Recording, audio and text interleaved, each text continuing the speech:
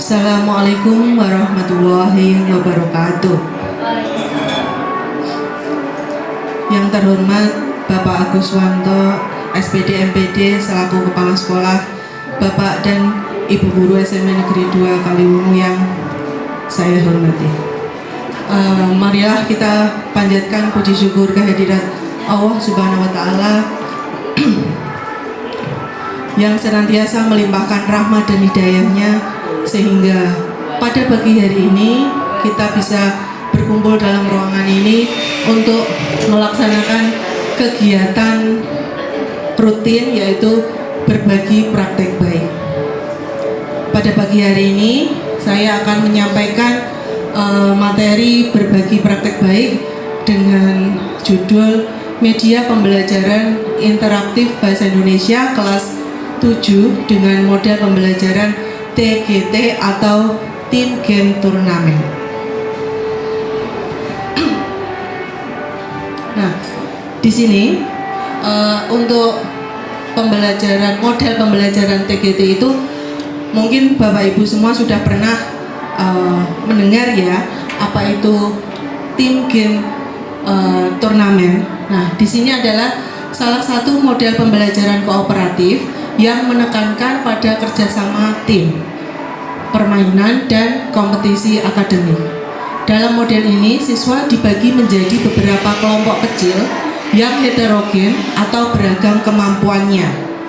Setiap kelompok akan bekerja sama untuk menyelesaikan tugas atau materi pembelajaran. Nah, di sini untuk mata pelajaran bahasa Indonesia, kenapa saya buat dengan model TGT seperti ini? Karena untuk pelajaran bahasa Indonesia itu ketika anak sudah mulai bosan, ya, anak sudah mulai jenuh dengan pelajaran bahasa Indonesia yang harus membaca teks yang panjang, maka saya selingi dengan model pembelajaran seperti ini, ya. Jadi ada permainan, tapi di sini permainan tersebut itu permainan yang menggunakan atau di situ menggunakan materi pelajaran yang sudah pernah saya sampaikan. Nah, di sini ada tujuan dari model pembelajaran tersebut adalah yaitu meningkatkan motivasi belajar melalui permainan dan kompetisi. Nah, siswa di sini akan lebih termotivasi untuk belajar karena di situ permainannya itu harus memang saya tekankan dengan memberi soal-soal, ya, dengan soal-soal, dan itu materi yang sudah pernah saya berikan. Jadi siswa itu akan lebih termotivasi untuk belajar. Terus kemudian meningkatkan kemampuan berpikir kritis dan pemecahan masalah. Di sini siswa dalam kelompok itu saya bagi menjadi beberapa kelompok kecil yang satu kelompoknya itu tidak semuanya anak itu pintar semua. Jadi dalam kelompok itu heterogen, ya, jadi kemampuannya beragam. Karena apa? Supaya anak itu bisa bekerja sama, ya, untuk menjawab pertanyaan-pertanyaan yang ada dalam kuis atau dalam game tersebut. Dan di sini siswa atau anak itu dituntut untuk berpikir kritis, ya. Jadi cara mikirnya itu biar cepat. Terus kemudian tujuan berikutnya ada meningkatkan kemampuan berkomunikasi. Nah, di sini siswa atau anak dilatih untuk berkomunikasi dengan teman sekelompoknya dalam menyelesaikan tugas, ya. Karena apa? Tidak mungkin dalam satu kelompok itu kok hanya yang menjawab atau mengerjakan itu hanya satu anak saja, itu tidak mungkin, ya. Jadi ada komunikasi dalam kelompok tersebut untuk menyelesaikan tugas. Kemudian tujuan berikutnya yaitu meningkatkan rasa percaya diri, ya. Di sini siswa akan merasa percaya diri karena apa?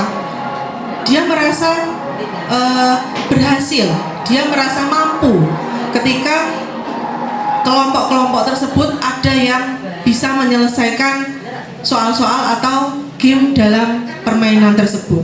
dia merasa percaya diri. Oh ternyata saya itu saya mampu menjawab soal-soal dalam game tersebut.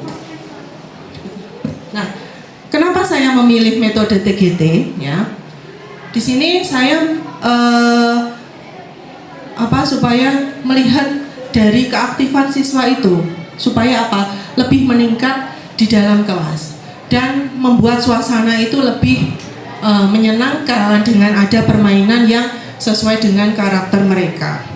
Jadi mereka itu tidak merasa bosan kalau berada di dalam kelas. Mungkin untuk pelajaran bahasa Indonesia banyak yang menggunakan teks bacaan yang panjang-panjang. Kadang anak juga merasa disuruh membaca, apalagi kalau jam terakhir ya. Jam terakhir itu kadang anak itu merasa kalau disuruh membaca itu angel ya. Jadi merasa jenuh. Kemudian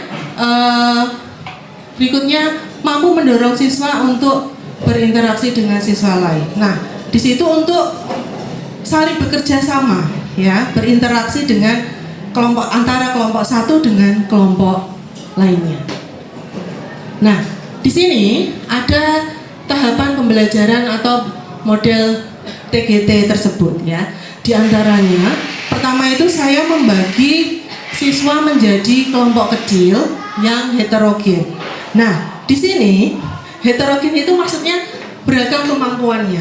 Jadi dalam satu kelompok itu tadi sudah saya sebutkan tidak semuanya anak itu pintar.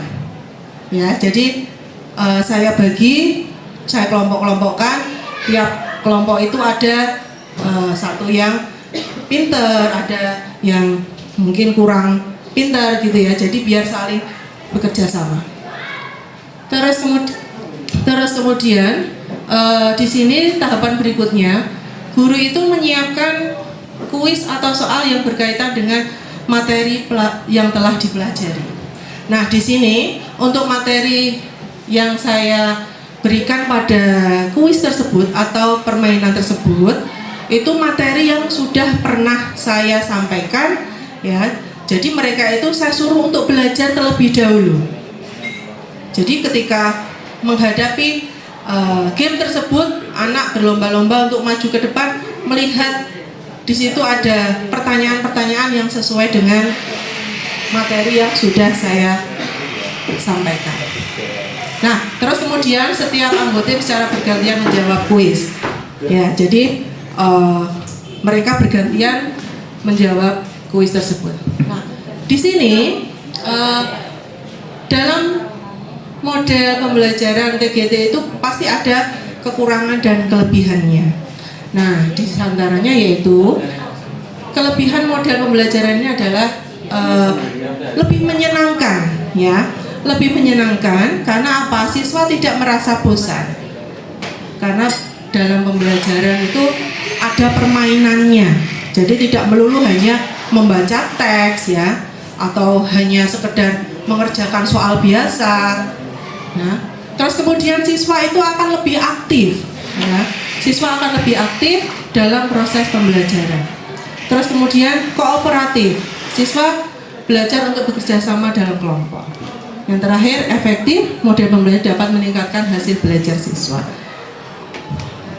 Terus kemudian untuk kekurangannya itu memang membutuhkan persiapan yang matang, yaitu guru harus benar-benar merancang permainan mau dibuat seperti apa ya permainan tersebut, dan harus menyediakan soal-soal atau pertanyaan-pertanyaan yang sesuai dengan materi pembelajaran.